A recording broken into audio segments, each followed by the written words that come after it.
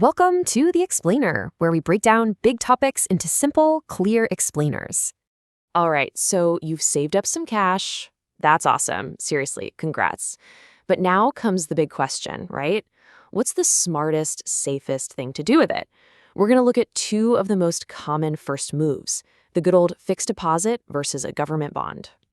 Okay, let's dive right in. Look, this is more than just picking something from a menu. It's about getting a feel for your very first big money choice. So let's introduce our two main contenders. So in one corner, we have the fixed deposit, or FD. Think of it as a simple deal with your bank. In the other corner, the government bond. Here, you're not dealing with a bank, you're lending your money directly to the government. Now, both of these are famous for being super safe, but trust me, they're built for different jobs. All right, time for the showdown. We're going to put these two head-to-head and look at what really matters for a new investor. Stuff like, how safe is my money really? What can I actually earn? And, super important, how quickly can I get my hands on my cash if I need it? Let's start with the FD. Honestly, it's about as straightforward as it gets. You go to a bank, give them, say, a lakh for 1 year. They promise you a fixed interest rate, let's call it 7%. And boom, a year later, you get back your 1 lakh plus 7,000. No surprises, it's clean, it's predictable, and that makes it super easy to plan around.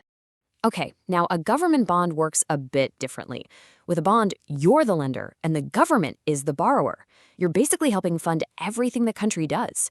In return for your loan, the government pays you regular interest, and then, at the very end of the term, gives you your original money back in full. And because you're lending to the entire country, well, the odds of not getting paid back are practically zero. And that brings us to maybe the single biggest question on any new investor's mind. Just how safe is my money? Okay, here's the bottom line. Both are very safe, but there's a huge difference. With an FD, your money is insured by an RBI entity, but only up to 5 lakh rupees per bank. Government bonds, though, they come with what's called a sovereign guarantee. That's the government's ultimate promise to pay you back. And guess what? There's no limit. It's as safe as it gets. All right, safety's covered. Now let's talk about the money, the returns you can get versus how easy it is to access your cash when you need it.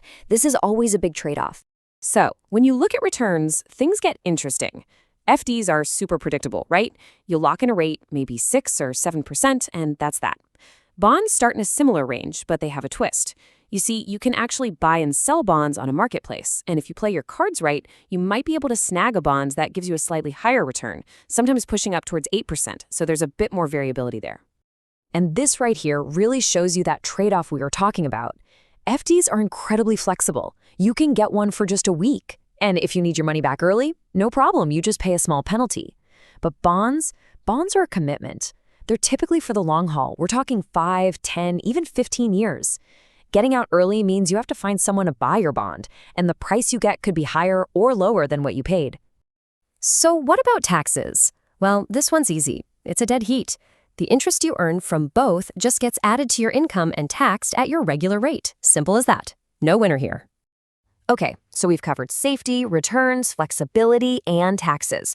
Let's pull all these threads together and figure out what the best first move is for someone just starting out. This chart really spells it out, doesn't it? For a beginner, maybe with short-term goals like saving for a trip or just building an emergency fund, the FD's flexibility is a huge win. But if you're talking about a very large amount of money that you want to park somewhere super safe for a long, long time, that's when a government bond really starts to shine. So, what's the big takeaway? It's this. For your first step into investing, you really can't beat the simplicity and flexibility of a fixed deposit. It's a powerful, straightforward way to get started without getting overwhelmed.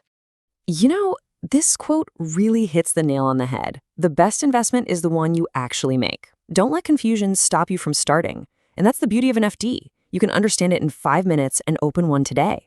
That's how you build momentum. Look, your first investment isn't the finish line. It's the starting block. You've now got a solid, safe foundation. So the real question isn't if you should start, but what's your next move going to be to keep building that financial future?